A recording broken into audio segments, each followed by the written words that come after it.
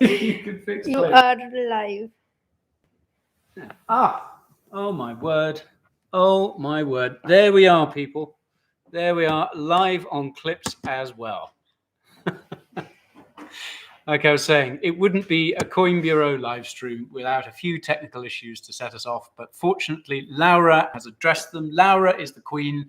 Well done, Laura. It's your jubilee today. Don't let anyone tell you otherwise.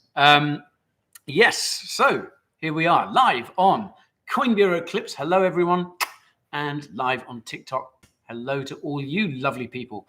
Thank you so much for joining me today, for giving up a little bit of your Friday afternoon to come and hang out with me. As you can see, yeah, it's just me and Laura in the office at the moment. Macy is away sunning herself / working in Spain still. So let me just make sure that everyone is up. Now, a few of you may be wondering why on earth I have a Union flag up in the background behind me. Hello, everyone. Hello, hello. Thank you for joining. Hello. Why have I got a flag up? Well, in case you missed it, it is Her Majesty the Queen's Platinum Jubilee. So everyone in the UK has gotten, this is the second day off, the second bank holiday we've been given. But, you know, some of us are still working. And yeah, the streets in London were very quiet this morning because I think quite a few people may have gone out and gotten a little overexcited last night. Fortunately, yours truly wasn't one of them because I knew damn well that I had to look my best. No comments, please, for all you guys today.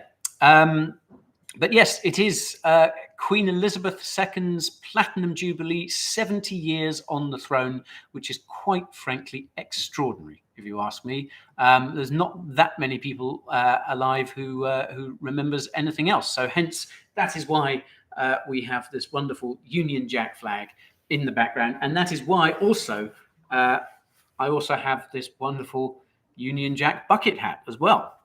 Now, what are people's thoughts? The flag I think is perfectly fine. What are people's thoughts on the hat? Too much? Let's see what people think about the hat. Okay. Okay. Not. People seem. Oh, you love the hat. Excellent. Good. Hat is too much.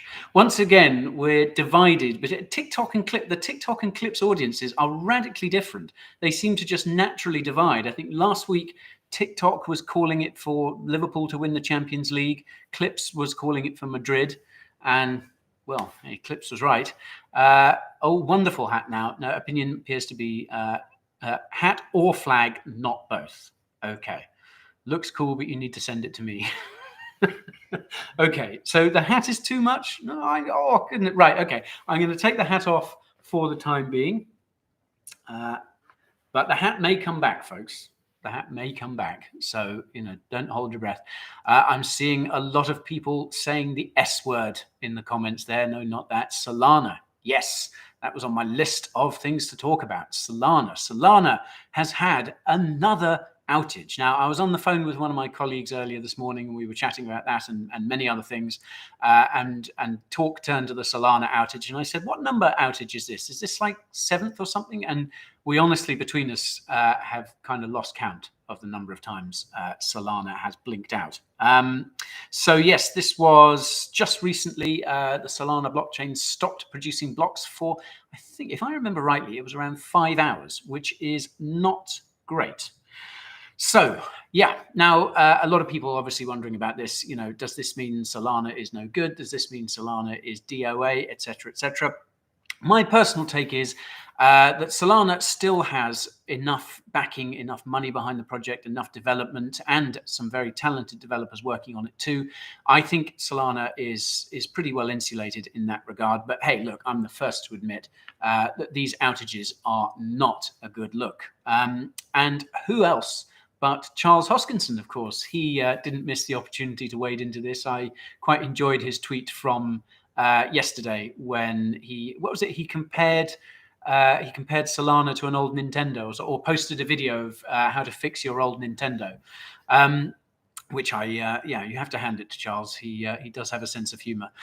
So yeah, and obviously this kind of throws up a bit of a question, doesn't it? Because you've got Solana on the one hand, which is quite clearly going down the move fast and break things route, and then you've got Cardano on the other, which is much more slow and steady, wins the race. Obviously, they're doing everything peer reviewed and just working slowly and cautiously. And yeah, I mean, which horse do you back in that regard? Which way do you go? Do you move fast and break things, or do you take it slow? I think, as always, it's kind of a bit more nuanced than that. It kind of meets in the middle, because although Solana is seeing these outages, which is, as I said, not a good look, it does have a heck of a lot of development going on it, and a lot of funding. Now, I should say that even though Solana is apparently one of the less easy, less friendly layer ones to build on. Now, if I remember rightly, Solana, you can build, C and Rust are the two languages. Is that correct? Can someone remind me of that? Can someone who knows more about programming languages than me say yay or nay on that? But if I remember rightly, Solana is C and Rust. And also, if I remember rightly, I think Anatoly, the founder of Anatoly Yakovenko, the Solana founder, actually said, was it? I think. Oh, I've got it. I think I made a note of it here. Yeah, building on Solana is like eating glass, which is a pretty punchy thing to say about your own blockchain. But surprisingly, that doesn't seem to be detracting from investment, and of course, neither do these outages as well. So. I think I'm still bullish on Solana. I think it has a lot of work to do. I'm also in the middle of putting together a comparison video. I know how much you enjoy my comparison videos, so I'm going to compare Solana and Near Protocol. I had a Near Protocol update not that long ago, and as I think I've said before a few times, the similarities between Solana and Near Protocol are really, really striking. They are such similar projects, so it makes sense really to do a video comparing the two. And of course, in that video, I will be talking a lot about Solana's downtime, and maybe try to get to the bottom of that a little bit and see what the heck is going on. Now, a couple of other things. Obviously, Solana's big attraction, its kind of headline grabber, is its speed, isn't it? These thousands upon thousands. It's 60,000 TPS, something like that. These huge number of TPS that Solana is capable of when it's actually working. Now, this is obviously the big selling point for the project, and as I've said, Solana has an enormous amount of institutional backing, and obviously the big headline sponsors there, if you like, are from the likes of Alameda Research and, of course, FTX as well. And that funding, that enormous support, obviously helps attract a lot more developers and projects to build on Solana, which of course helps grow the ecosystem, but hasn't as yet fixed all these outages that we've had. And one other thing, when I was digging into Solana, I found quite an interesting video from the Algorand Conference. Do any of you remember that? That was back in November last year. And there were a number of big VCs, big sort of alpha dinosaurs working at various VCs, all chatting all things Algorand and besides. And they mentioned in passing that institutions do not really care about Solana's uptime or lack of it. So these outages don't seem to be deterring institutional investors from investing in Solana, which I think is very telling. So, in a nutshell, I think Solana definitely has a lot of work to do, but it seems like the project has still got a lot of backing. So, yeah, someone pointing out Near doesn't support Solana's main feature, constant outages. Well, perhaps they're working on it. Who knows? So that is my take on Solana. And I'm interested to hear all of yours. Yes, Near is a very good project. It's great to see you all. Hello from Cleveland, Ohio. Wonderful. Now, heard something about Cleveland recently, but it's completely gone out of my head. So that's a fascinating thread that we'll maybe pick up on later on. Now, another thing that I wanted to briefly mention as well, I mentioned Algorand just a minute ago, those VCs talking at the Algorand Conference back in November. Another thing I noticed was that Algorand had partnered, this was a day or so ago, partnered with MakerX to allow Terra users to migrate their projects from what's left of Terra, or Terra 2.0 as it now is, to migrate their projects over to Algorand. Now, I think this is a very, very smart move from Algorand, and I wouldn't be at all surprised if we see similar moves from other blockchains as well. Because one of the things that I speculated on a couple of weeks ago, when this whole Terra 2 business was sort of starting to grind into life, one thing that I did speculate was how many Terra developers are going to remain working on the project when there are so many other competing ecosystems out there, competing projects out there that will have almost certainly got in touch, reached out to offer them work in the wake of Terra's collapse. Now, it does seem that there are still developers working on Terra, and obviously there are a lot of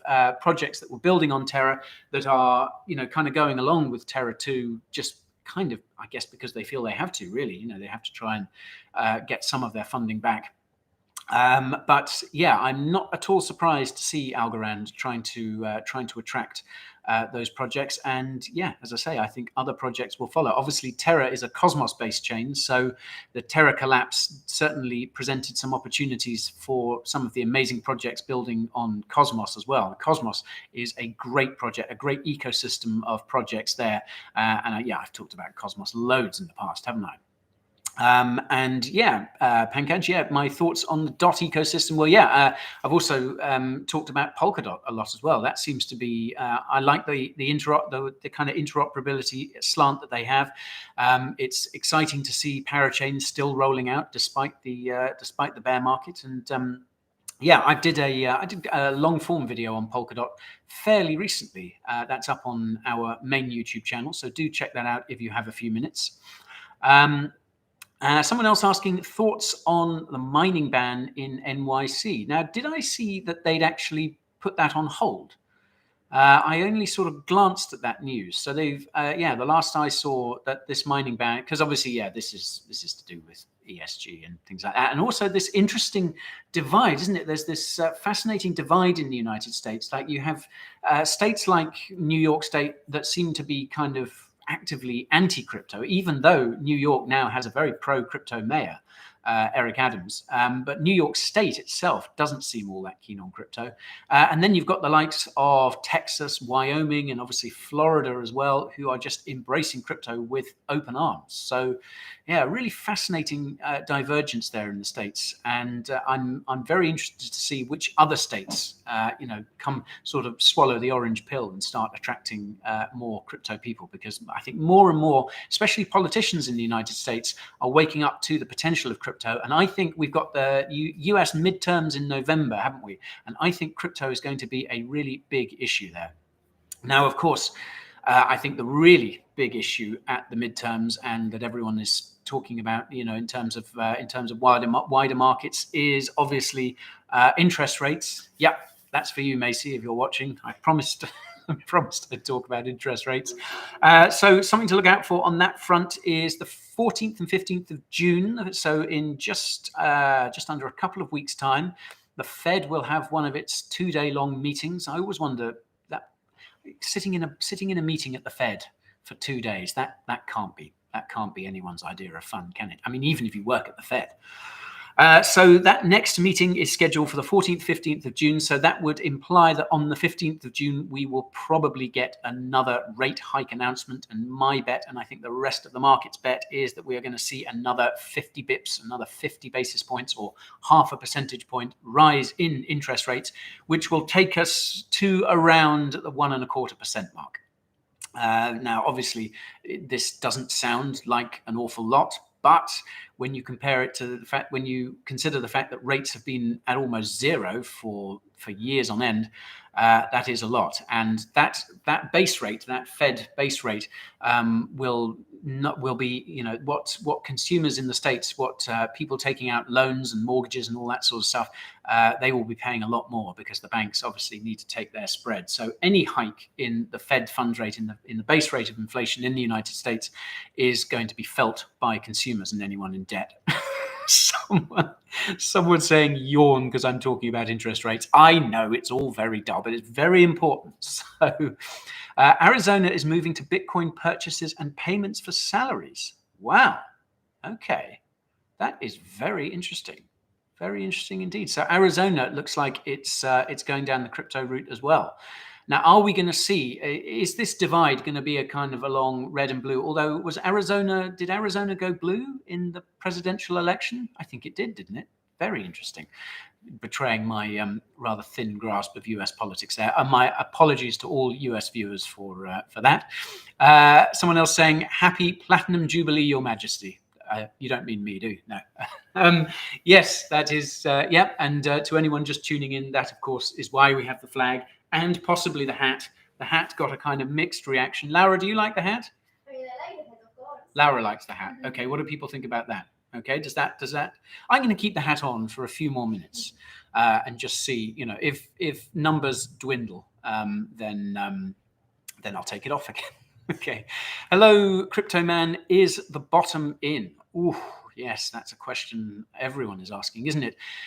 No, I don't think the bottom is in, unfortunately. I think the markets still have further to fall. And I know that makes me a terrible fudster. But unfortunately, yeah, as I keep saying, the global macro situation and those fascinating interest rates that we all love so much, that isn't going to change anytime soon. And I think there is more volatility ahead. There's more market falls ahead. We did see a bit of a bounce earlier this week, didn't we? That seemed like a little bit of a relief rally to me. And we are going to get these. We are going to get a few of these unexpected bounces in the market. And yeah, I still think that we need to be very, very cautious of those. Yes, a few people asking in the comments, why not Dubai? That's absolutely right. Because last week I said that I was heading off to Dubai, and my next live stream was probably going to be from a sun lounger somewhere, and I was going to be wearing shorts and inflicting a view of my feet on people. No, I had some family stuff come up, so I wasn't able to go to Dubai this week, but I have put it off for a few weeks. So I will be going to Dubai, I guess, hopefully by the end of this month, maybe early next month. But worry not, it wasn't anything serious, nothing bad. But yeah, just a few sort of family matters that I felt it was best to kind of attend to back here before I flew off for a few weeks in the sun. And actually, on that note, I can very happily announce some good news for a change. I'm getting married later this year. My very, very long-suffering crypto widow girlfriend, Katie, has finally agreed that she will be a full-time crypto widow. So yeah, that's nice, isn't it? I don't think, is that going to have any effect on the crypto market? Probably not. I'm going to see, has that news filtered through? Has Bitcoin? No. Okay.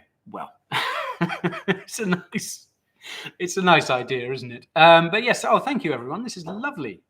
Not to the girl in the cow pants. No. No, I don't think you guys won't have met Katie before. She likes to stay in the background, live stream the marriage. Okay, well, I'll see what she says. Oh, that's very sweet. Thank you, everyone. This is really nice. Really, really lovely. Thank you for all your good wishes. I very much appreciate them.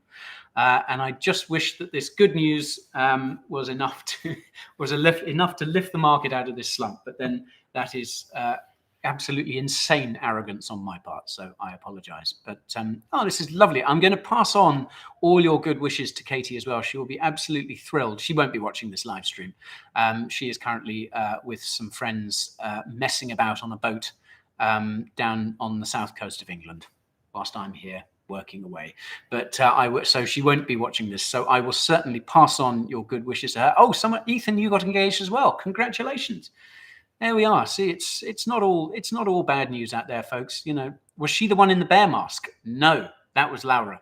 Laura deputized as the bear in that recent video. No, Katie, I can't persuade to come into the office very often. Union flag suit for the big day. Good call, David. Good call. I mean, that may be a possibility anyway, because I don't think I get into my old suit. It's been quite a while since I last wore a suit, and I'm dreading trying it on again because it's going to tell me how much weight I have to lose. Probably going to be quite a lot. Anyhow, let's not dwell on that. It's like an early funeral for the crypto guy. No, don't say that. Oh, this is lovely. Well, it's so nice to get all these lovely congratulations. Is this a wedding channel? Yeah, I've completely changed this. Yeah, we're not talking about crypto anymore. From now on until the wedding, we're going to be talking about all sorts of, oh my word, I tell you, we're just doing a very, very small family thing, and I'm already bored of trying to organize a wedding. And I say me trying to organize a wedding. Katie's doing all the organizing because she's much better at this sort of stuff than I am. But I'm already bored of it. It's just, so many questions. I mean, we're just inviting our close family, and we have to have a discussion about wedding invitations. But they already know they're coming.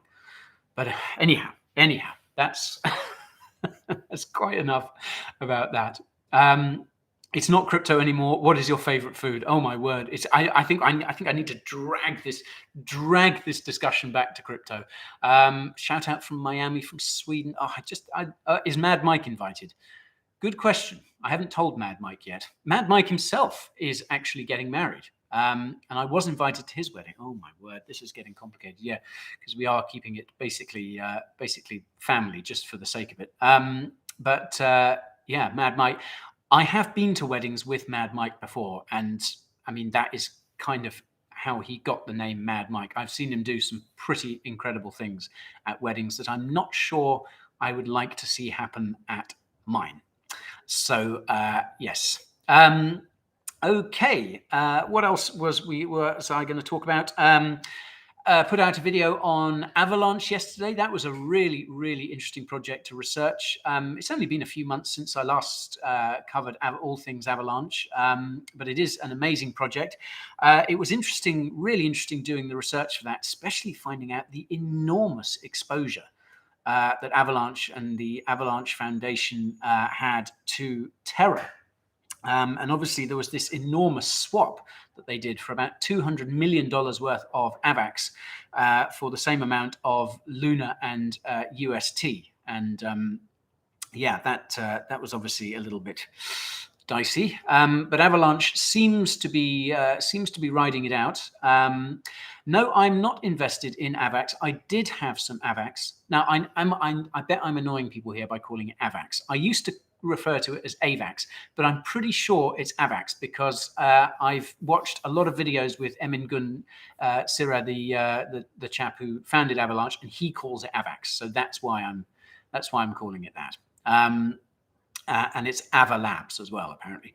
So no, I'm not currently invested in AVAX. I did have some a while ago, and then I sold it, and I regret selling it. But as I said in that video that's on our main YouTube channel, I am potentially looking at AVAX again. And I mean, look, it's very, very difficult to make any sort of price predictions in this kind of climate. So, take what I'm about to say with an enormous pinch of salt. But I did speculate in the video that if the global macro situation stays as it is, and we still have a lot of sell pressure on AVAX, then we could see it drop down to $10. That's just me speculating there. But certainly if it does go down to 10, if AVAX does go down to 10, then I will almost certainly be picking some up, and maybe even, if it gets kind of in that general area, because I think AVAX is an excellent project.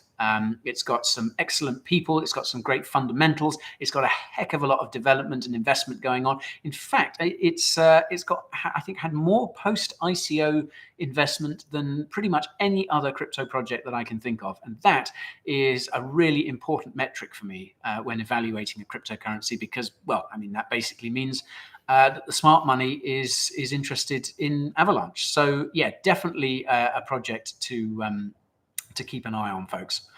Okay, let's have who's Macy?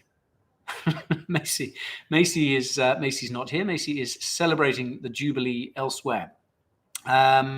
So yeah, a lot of people obviously asking me, is the bottom in for this bear market? And I'm afraid not. I'm afraid we are going to see a lot of bleeding from both BTC and especially alts as well, because bear markets are especially tough on alts. And as people sell out of altcoins, we will see a lot of that money migrate across into the likes of BTC and ETH, which I think will cushion them somewhat from the worst of it. But yeah, we could see a lot of bleeding from alts still. So look, folks, as I said in the last live stream, and as I say all the time, if you're wondering, if you're unsure what to do at the moment, if you're unsure to go into the market, then the best thing you can do really is do nothing. Just kind of sit on your hands for the time being. Wait it out. Like I say, I think we're almost certainly got at least another year of this bear market. I'll be surprised if it doesn't last at least a year. And hey, quite possibly 2 years, because remember, the next Bitcoin halving, which traditionally signals the start of the bull market, that isn't until 2024. So there is quite a lot of bear market in front of us, folks. So do keep that all in mind. Someone asking about Japan's new laws about stablecoins. I must admit, I haven't. That's kind of passed me by a little bit. Can someone fill me in on Japan's new stablecoin laws? I did see something here in the UK. Now, apparently, the UK Treasury is looking at possibly stepping in and rescuing stablecoin issuers in the future if they go bust. That was interesting news, because we don't often get a lot of well thought out crypto news from authorities here in the UK. So I was quite interested to see that, and that does certainly sound like a positive. So I'm sort of familiar with what the British authorities have been doing with stablecoins, but I'm not too sure about Japan's new stablecoin laws. Can you look into truth behind Cardano and Bitcoin being approved for real estate purchases in the US? Yes, I did hear something about that. I certainly, Bitcoin has been used for real estate purchases before. I'm not entirely sure about Cardano, though. I'm not sure about ADA. But yeah, certainly something I'll look into. And yes, thank you for all the happy Jubilee wishes as well. It's London is looking absolutely great at the moment. Everyone's kind of wandering around with their Union Jacks, their Union Jack hats. There's bunting everywhere. Everyone's in a very good mood. There seemed to be a real hangover in the air early this morning. People have sort of been creeping back into the streets. But yeah, it's been amazing watching all the kind of Jubilee stuff happening here, and obviously absolutely amazing that Her Majesty, as we have to call her, has managed 70 years. I actually remember 10 years ago it was her Diamond Jubilee, which was 60 years on the throne, and I remember going to the wildest party I have ever been to. Now look, these things are all relative, aren't they? Probably my idea of a wild party is, not other people's idea of a wild party. So it may be completely vanilla compared to all you guys. But yeah, for the last Jubilee, I went to an absolutely crazy party, which, yeah, the bits I remember were amazing. Anyhow, Japan passes stablecoin law giving protection to crypto investors. From the Financial Times. Thank you very much for sharing that. Okay, I'm going to look into that after the live stream. That is good news. I mean, that is regulators. That sounds like regulators doing what regulators should do and looking to protect investors, rather than what certain regulators, who shall go unnamed, the SEC, what certain regulators like to do, which is just go after crypto projects, even though it's apparently in the name of investor protection. I don't see an awful lot of that from some of them. So yes, I'll have a look at that Financial Times article afterwards. People saying congratulations. Oh, thank you very much. Thank you very much. So did we speak about Solana already? We did. I did touch on Solana, basically saying that, yeah, this outage, it isn't a great look, but the project is still very, very well backed. And as I mentioned, institutional investors, they don't seem to be all that fussed about Solana's downtime, which is instructive, I think. Don't trust the SEC. I could not agree more. Don't trust the SEC, folks. Okay, what else was I going to talk about today? Oh, another article I saw that looked interesting was something from Bitcoin Magazine. An article about Kenya is trying to attract Bitcoin miners. So Kenya's largest electricity provider is planning to offer sort of excess geothermal energy, apparently extracted from the Great Rift Valley. I didn't know there was geothermal energy in the Great Rift Valley, but then, that's why I don't work in energy. So yeah, this is apparently a bid to supply this renewable energy in Kenya to any Bitcoin mining firms thinking of setting up shop there. Now, apparently Africa doesn't have any Bitcoin mining firms on the continent at the moment. But it would be great if, certainly would be great, if one established itself using renewable energy, which Bitcoin miners obviously need to do, and in general, more so than not, they seem to be doing it according to the statistics. And obviously, if we had Bitcoin miners setting up in Africa as well, that would do wonders for decentralization as well. We want Bitcoin miners spread right across the world. We don't just want them in places like the US, Europe, and China, where there seems to be a lot of concentration. We do have them in Central Asia as well. We do have them in places like Kazakhstan. And I mean, it's fascinating, this business of the fact that Bitcoin mining still seems to be going on in China. Now, I referenced this in a video recently. Cambridge University, who do some excellent research on Bitcoin mining across the world, they identified that there are still Bitcoin miners operating in China. Now, this is kind of a good thing because, again, it kind of helps with decentralization, and it sort of shows that the Chinese aren't giving up on crypto, even if their government are, in order to put their horrible, nasty CBDC shitcoin out there. But of course, the problem with mining in China is that it does tend to use a lot of coal, and obviously we want to see the switch to renewables as quickly as possible to help dispel all that energy usage FUD that we get, and that is so very boring. So I'm not going to touch on that anymore. But yeah, that's great, great news. And yeah, any Bitcoin miners out there, why not consider Kenya? Eh? Some nice geothermal energy. Probably get you good rates there as well. So yeah, it's on you. It's on you. Okay. What else did I want to talk about? People asking why the market is down. I can't find any particular reason. I don't think there's any particularly crypto specific reason as to why the market is down today. I think it's just the same old macro stuff still going on. So that I think is why we there's no real rhyme or reason why we're seeing a slump in crypto beyond what I've talked about before.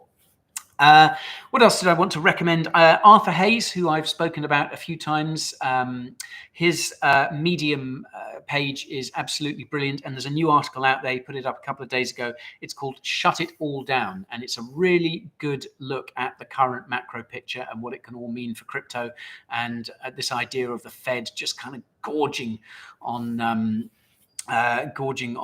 interest rates and inflation, what have you. So, and yeah, I thoroughly recommend that. It's a fairly long read, but a very, very good one. And it certainly put me in a better mood about the state of the crypto market. So do check out Arthur Hayes. He's brilliant, a really good thinker about all things crypto, all things global macro as well. So yeah, Arthur Hayes's Medium is definitely worth a look. Yes, we also have the US job numbers. Now, when are the US job numbers coming out? Is it today? I've completely lost track of that. Guy, you need to honeymoon in Puerto Rico. It's a new crypto hub. Yes, you're absolutely right. And obviously, Rob from Digital Asset News is based out there as well. So maybe I could tap him up. I'm sure he's got a nice place up there. Actually, funnily enough, speaking of Rob from Digital Asset News, if today's live stream wasn't enough for you, I'm actually going to be joining him and James from Invest Answers on their DCA live stream tomorrow. Now, if I remember rightly, that is going to be at 1 p.m. Eastern time, which is 5 p.m. UK time. And yeah, we're just going to have a general kind of bear market related chat, really. So yeah, Rob and James are both really, really amazing guys. I love both their channels, and yeah, so I'm going to be joining them for a chat. It's usually them chatting with Ben Cowan, but Ben apparently is indisposed this weekend, so I'm very honoured that they've asked me to join them. So yeah, if you're kicking your heels tomorrow afternoon, I mean it is a Saturday after all, so I won't blame you if you're out enjoying yourself. But yeah, if you want to join Rob, James and myself for another live stream. That is happening tomorrow. And I think that is going to be hosted by Rob. I think he's hosting that on Digital Asset News. And if not, it's going to be it'll be hosted on Invest Answers. But yeah, all I know is I'm not hosting it. So one of those two. But yeah, I'm pretty sure Rob is hosting that tomorrow. So I hope you can join us for that. And as I say, yeah, you'll get some great alpha from Rob and James, two very, very smart guys. And yeah, so what else? We've got people joining us from Norway. We've got people joining us from all over the place, really. It's wonderful as ever to see so many people joining us from all over the world. But usually it's Friday. Yeah. Normally I do a live stream on a Friday, not always. But yeah, usually try and do them on Friday afternoons. But is there live? I don't know. I can't remember. I thought maybe they did do it on Fridays. Anyhow, this one's on Saturday. Maybe they don't want to interfere with the Jubilee celebrations today. I mean, maybe Her Majesty. Maybe this is by royal command. You know, who knows? So, how is everyone doing? Are people going? Their DCA is Fridays. Okay, Orlando. All right. So you're right, but it's Saturday tomorrow. Say hello to Argentina. Hola, Argentina. Guatemala, Brazil, Iran, Londoner in Norway. Good friend of mine now lives out in Oslo as well. You rock. Oh, thank you very much. Malaysia, Poland. Wonderful. Someone asking about Cardano there as well. So Cardano, yeah, we obviously saw that pump in the middle of the week, which took it sort of past, well, almost towards 70 cents, I think, which was exciting for the ADA community. And Cardano obviously has quite a lot going on at the moment. So I think it's just minted, if I remember correctly, it's minted its 5 millionth native asset. We've also got this DJED stablecoin coming in, I think, fairly soon. But I think the big one on the horizon for Cardano is the Vasil hard fork. Now, if I remember rightly, that is at the end of this month. Perhaps any Cardanians in the comments can remind me of that. But yeah, I think Vasil, the Vasil hard fork combinator, as we have to call it, that is scheduled for the end of this month, and that is obviously going to be hopefully very good for scalability on Cardano. So I think perhaps anticipation around that could have been behind the recent Cardano pump. And yeah, obviously Cardano, as I was mentioning earlier, it's interesting when you compare it to the likes of Solana, because Cardano has taken a completely different approach to Solana, hasn't it? This very slow, measured approach. They're not rushing it. And obviously Cardano hasn't had any downtime, hasn't had any outages. It has certainly experienced a bit of slowness. We saw that after smart contracts launched, and that was, I think, just because so many people were absolutely just desperate to get on Cardano and start using it. And there was obviously a lot of demand for Sunday swap in particular. So yeah, Cardano is certainly an interesting project. ADA is something that I hold. I have a proportion of my portfolio in ADA. I can't remember what it is off the top of my head. But I also hold Sol as well, and many others. And if you're interested, folks, if you want to know more about the cryptos I hold in my portfolio, my weekly newsletter is where I talk about that in a lot more detail. And also another event that we've got coming up soon, I think on the 9th of June,